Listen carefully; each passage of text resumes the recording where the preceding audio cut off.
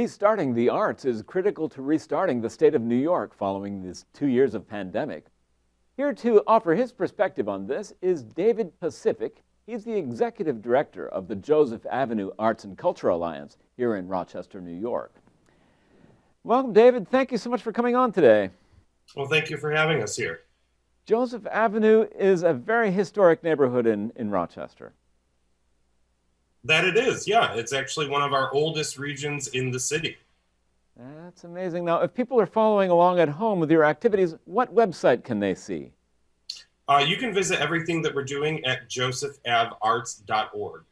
josephavarts.org. And this is a particularly auspicious week for your organization with some great news this week, I believe. That's right. On Monday, we were very humbled to receive $400,000 from the federal appropriations. That is towards the renovation of our historic building and transforming it into a Center for Performing and Visual Arts. We were very proud that Senator Schumer came here himself and made the announcement on our stairs, and we were welcomed by a number of community partners, as well as state and local officials, including the mayor and Joseph Morelli. It was a wonderful, wonderful morning and a great start to the week. Congratulations, and that's federal money. That's right. In a town the size of Rochester, New York, that makes a big impact. Yeah. Oh, that's for sure. Well, now, what will that funding go toward principally? So our project has been converting a historic building that we've had in our possession for a number of years into a freely accessible community art space. The Center for Performing and Visual Arts was dreamed of basically back in 2015. And since then, it's been incremental growth to really take possession of the building, have our architects in place, our developers, and begin the process of figuring out how is it that we're going to transform this space. During that time, we've been doing programs the whole way along, making sure that once the building is actually open, we have everything ready to go to be partnering and presenting in the community.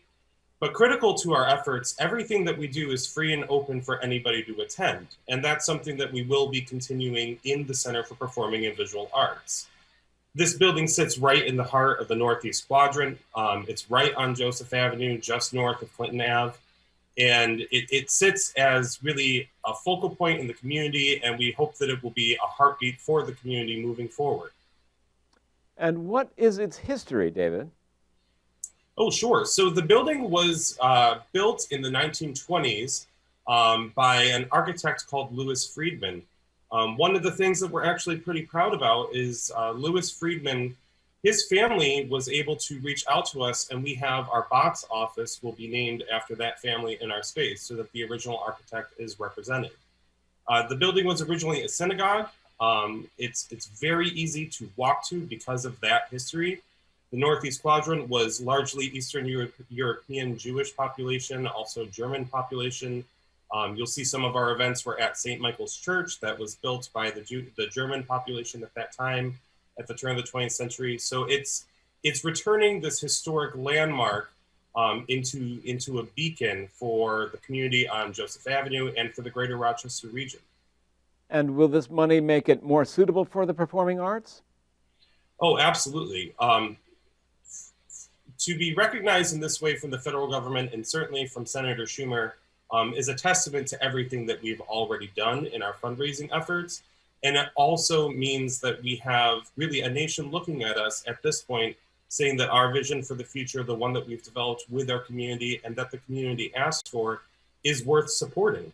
It's worth building this center and creating a space in this historic region of our city and bringing it into the future. And so what will the space be used for then? Is it primarily music or theater? What happens there? It's kind of everything under one roof. We are very proud to present all four major art forms. We do events in music, theater, dance, and visual arts, and we also have educational programming. That programming will move into the space once it's completed. And we will have a gallery space, a historic display of the history of the building and the region. We will have the 330-seat performance hall, which will also be for music, theater, and dance. And then also the hall itself will open up so that it can be a community gathering space as well. That's fantastic. And is it an attractive acoustical space, a good place to hear music? It's something that we will have professionally designed that way. It's already a striking space just in the way the natural light comes into it. Yeah. But that's something that we work through with our architects and with sound engineers to make sure that that's possible. Now, are you presenting this art or producing this art or a combination? We are a presenting organization. Rochester is filled with some of the most incredible artists in the world, and we're happy to give them a place to do that art. That's also true for our educational partners, which include the Eastman School of Music, Nazareth College of Rochester, and the Hochstein School, as well as Garth Fagan Dance and RIT. These are some of the world's leading arts institutions, and we give them a space to be able to do it in the community and for a community that is wildly fanatic about everything that is offered to them. Yes, and we have some images of past productions there. What are some recent highlights that people have particularly enjoyed that you can recall? I think that for me, in my role, every recent event becomes the highlight. Each time we do something, it's always a step higher. One of the events that we did last fall was the production with Finger Lakes Opera, where we presented Jorel Williams and Kirsten Piper Brown in concert, and we did it right before Halloween. So we actually had all of the kids in costume, and they learned how to sing a song from Do Re or from Sound of Music in the audience, and actually came onto the stage to perform with those musicians. This weekend, we start our whole educational series, which is with the Hochstein School of Music and Dance, and also with Garth Fagan Dance. We'll be welcoming a small ensemble from Eastman School of Music. And we're also doing a big field trip across town to go see a production at the JCC. Which is the Jewish Community Center, Center Stage Theater, perhaps. That's right. Oh, that's good. Now, I saw some ensembles there. What ensembles have played there? They look like a jazz band, for instance? Yeah, so the photos that you might have seen would be from 2019. We were fortunate to partner with the Eastman School of Music and the Federal Republic of Germany, as well as the City of Rochester and the Diocese of Rochester. And we brought over the Berlin National Youth Jazz Orchestra and had film displayed behind them from the George Eastman Museum. This was a 35-piece ensemble on an international tour. We did it on the 4th of July, and we had a whole barbecue for the community. Hundreds and hundreds of people filled the church for this event. This was at St. Michael's Church on the corner of Clifford and Clinton. And it was an incredible opportunity to bring in one of the top young jazz ensembles from the world, not only to Rochester, but to the Northeast Quadrant. You mentioned the jazz ensemble, but does the Rochester Philharmonic Orchestra use this facility as well? Yeah, so every year we have presented the small ensemble from the Rochester Philharmonic Orchestra. We do it as an outdoor event, and we would love to welcome them, and I can't see any reason why they wouldn't come into the new space. Now, are you presenting events in your space as well as others around town? You mentioned St. Michael's, but what other events are happening around town? So our organization in the past has done events in the Northeast Quadrant, in the Southwest Quadrant. We've been as far as Brighton, and we've had partnerships with almost every venue in the city where we have brought people to the events. And one of the things that we work really hard to do is when we have an ensemble or with these partnerships, when we are bringing people to the Eastman Theater or to Callahan Theater or to the JCC, that we also create events in the Northeast Quadrant that those same audiences that we're bonding with can then come out into our community and also engage with our audiences. And are these educational events? And, you know, music education is so important these days. Yeah, so we are very fortunate to be able to do the whole kit and caboodle, really.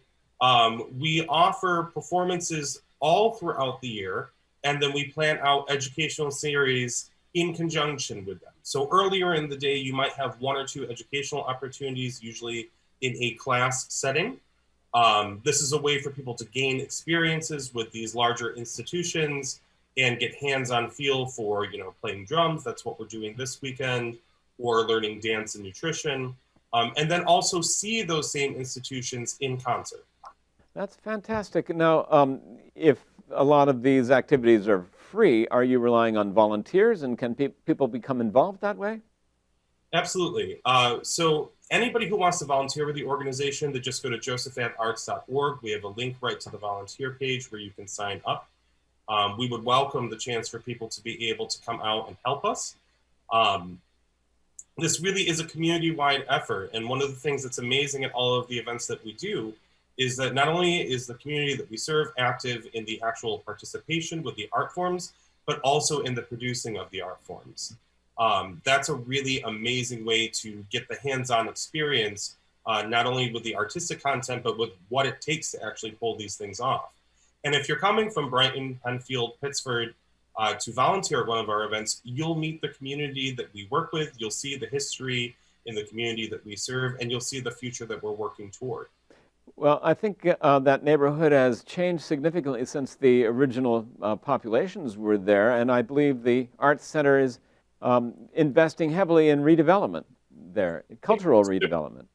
In the past few years, really the past 3 years, the amount of new development that is equitable, that's accessible, that's income-based, that's happening all throughout the Northeast Quadrant has truly been transformative. Our organization has been a champion of that since our inception.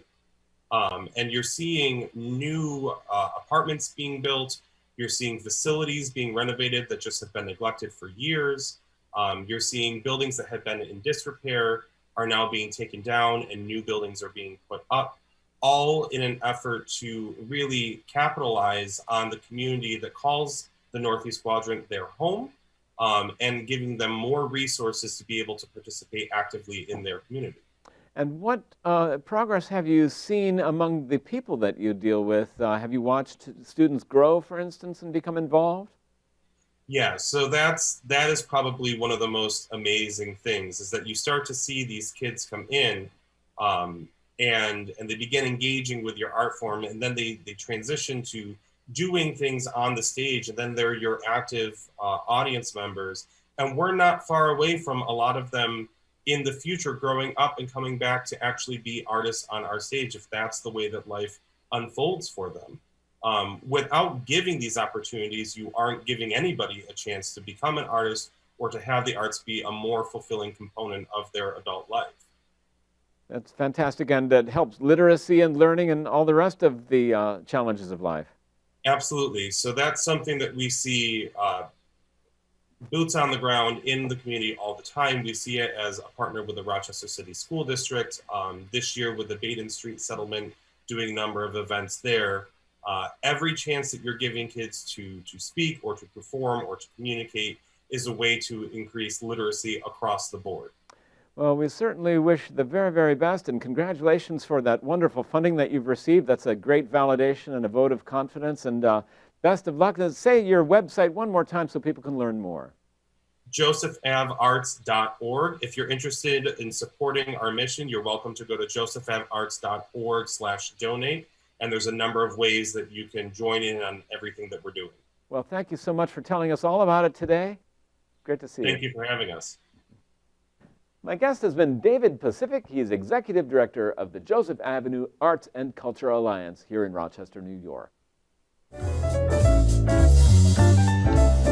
In the Spotlight is a production of Penfield Television with sponsorship from Nokan & Associates, a private wealth advisory practice of Ameriprise Financial Advisors.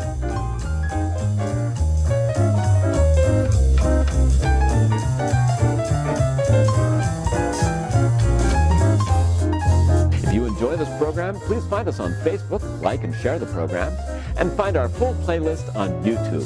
Thank you so much for watching.